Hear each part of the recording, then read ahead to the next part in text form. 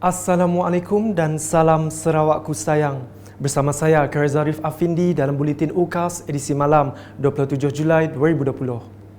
Tumpuan berita.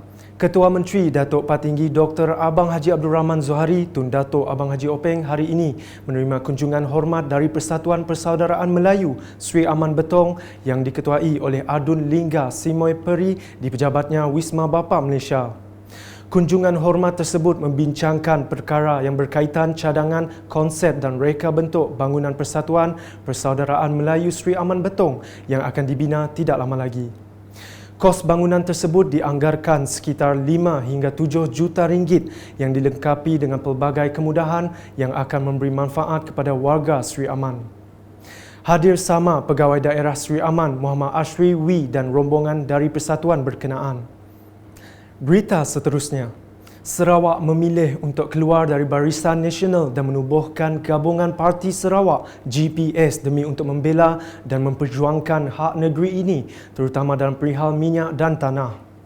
Timbalan Ketua Menteri yang juga Adun Bukit Saban, Datuk Amar Douglas Uga Embas semasa berucap pada Majlis Pelancaran Jirayawara GPS Dun Bukit Saban peringkat ranting Rimbas Ulu pada Ahad menegaskan penubuhan GPS telah mula menampakkan hasilnya apabila Kerajaan Perikatan Nasional PN bersetuju agar Petronas melangsaikan hutang cukai jualan produk petroleum seperti yang diminta Sarawak.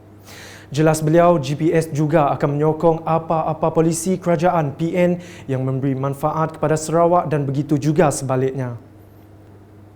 Selanjutnya, isu sekolah daif dan naik taraf kemudahan asas sekolah di Sarawak akan terus diangkat bagi memastikan isu-isu ini dapat ditangani dengan bijaksana oleh Kerajaan Persekutuan. Ahli Parlimen Sibuti Lukanisman Awang Sauni berkata beliau akan terus memperjuangkan isu sekolah daif dan naik taraf kemudahan asas lain yang ada di kawasan Parlimen Sibuti termasuk mewujudkan sekolah menengah baru di Subis dan menambah blok asrama untuk sekolah di kawasan luar bandar. Isu sekolah-sekolah daif di Sarawak telah banyak dibangkitkan di Dewan Rakyat sebelum ini dan berharap Kerajaan Persekutuan dapat meneruskan usaha menyalurkan peruntukan di sekolah-sekolah dalam Parlimen Sibuti terutama sekolah yang amat memerlukan bina baru dan baik pulih. Beliau berkata demikian semasa berucap dalam Majlis Maufakat bersama sekolah-sekolah kawasan Sibuti dan penyampaian projek kecil luar bandar MRP pada Sabtu. Sebanyak 42 buah sekolah di kawasan Parlimen Sibuti menerima peruntukan MRP dengan jumlah keseluruhan peruntukan sebanyak RM152,000. Dalam pada itu, Lukanisman turut menegaskan akan terus menyuarakan isu berkaitan capaian internet yang tidak baik di Parlimen Sibuti supaya masalah ini mendapat perhatian kerajaan dengan sewajarnya.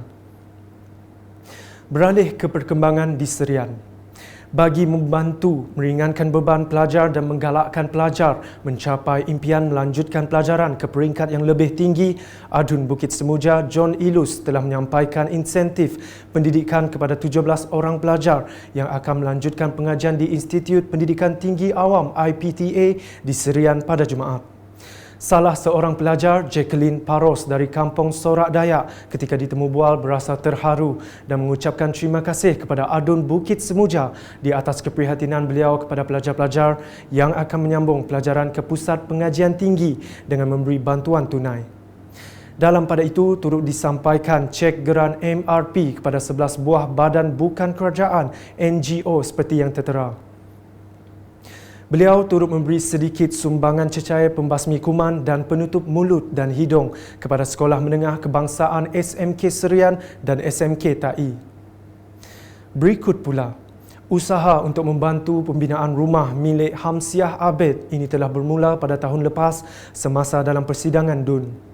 Menurut Ketua Pegawai Eksekutif Perbadanan Pembangunan Perumahan HDC Muhammad Asman Ahmad, selepas itu telah diadakan perbincangan dengan pelbagai pihak untuk mencari jalan terbaik bagi memulakan kerja-kerja pembinaan.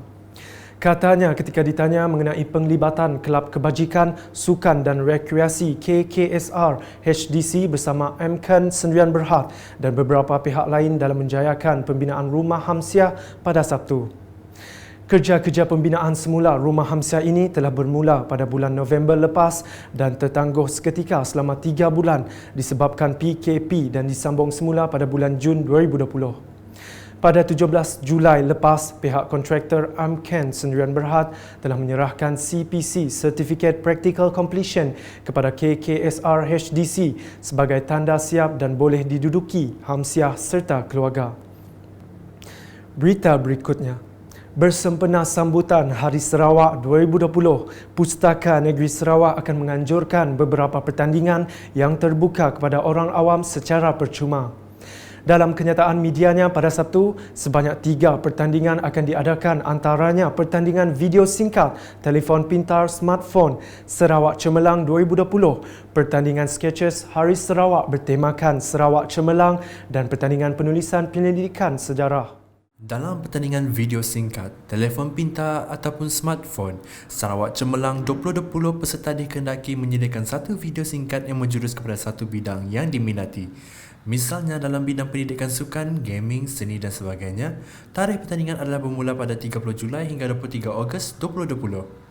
Sementara itu, bagi pertandingan sketches Hari Sarawak bertemakan Sarawak Cemerlang pula, peserta harus menghasilkan karya mengenai kecemerlangan negeri Sarawak dalam pelbagai bidang khususnya di peringkat negara ataupun antarabangsa bermula pada 26 Julai hingga 23 Ogos 2020. Manakala bagi pertandingan penulisan penyelidikan sejarah, orang awam perlu menghasilkan penulisan mengenai penyelidikan sejarah negeri Sarawak bermula pada 1 hingga 31 Ogos 2020. Sehubungan itu, mereka yang berminat menyertai pertandingan-pertandingan tersebut boleh mendapatkan borang penyertaan di laman web seperti yang tertera.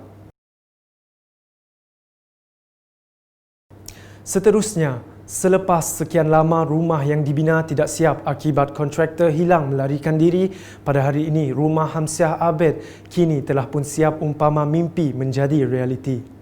Mengimbau kembali sejarah rumah ini, anak sulung kepada Hamsiah, Siti Saharama binti Suhai berkata, beliau dan adik-beradiknya yang lain pernah berputus asa untuk meneruskan pembinaan rumah ini selepas permohonan pinjaman bank mereka menemui jalan buntu dan beberapa ikhtiar lain tidak berjaya selepas kontraktor yang diupah untuk membina rumah mereka itu lari dan hilang begitu saja. Kami dengan adik-beradik lain, kami tiga ada usaha juga nak pola rumah tu, which is macam try to pay loan from the bank, but it turns out to be not successful lah. So bila apart from that ada juga cara lain yang kami orang cuba usaha untuk try to pola rumah tu, but it comes out not successful as well. So honestly, ada juga macam kami rasa putus asa. Within that period, kami macam putus asa. So macam giving hope nak pola rumah tu. So kami orang just macam set dah bagi apa-apa lah, just keep it silent lah for the time being. Katanya semasa ditemui dalam penyerahan rumah oleh Dato' Ibrahim Baki kepada Hamsiah Abed pada Sabtu. Dalam pada itu, beliau dan keluarga yang lain mengucapkan terima kasih yang tidak terhingga kepada Kelab Kebajikan Sukan dan Rekreasi KKSR, Perbadanan Pembangunan Perumahan HDC, Ketua Masyarakat dan Ketua Kaum KMKK, Setiausaha Politik kepada Ketua Menteri PBB Cawangan Dun Satok dan syarikat Amken Sendirian Berhad yang telah banyak membantu menyiapkan rumah ini yang sangat memberi makna kepada mereka. Kini mereka sekeluarga telah dapat mendiami sebuah rumah yang selesa selepas hampir 12 tahun menunggu saat ini. Sekian bersama saya, Karzarif dan kru penerbitan. Untuk mengetahui berita-berita terkini Sarawak setiap hari, layari UKAS Channel di YouTube atau melalui Facebook, Instagram, Twitter dan aplikasi Telegram Buletin UKAS. Terus waspada dan sentiasa patuh SOP yang ditetapkan. Kita mesti menang. Kita jaga kita. Salam UKAS.